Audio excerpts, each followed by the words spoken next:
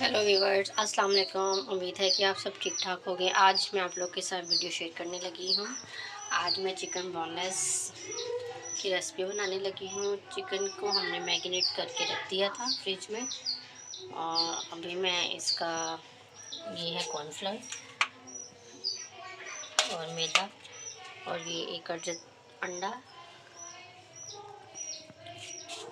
और यहाँ पे मैंने घी रख दिया है फ्राई।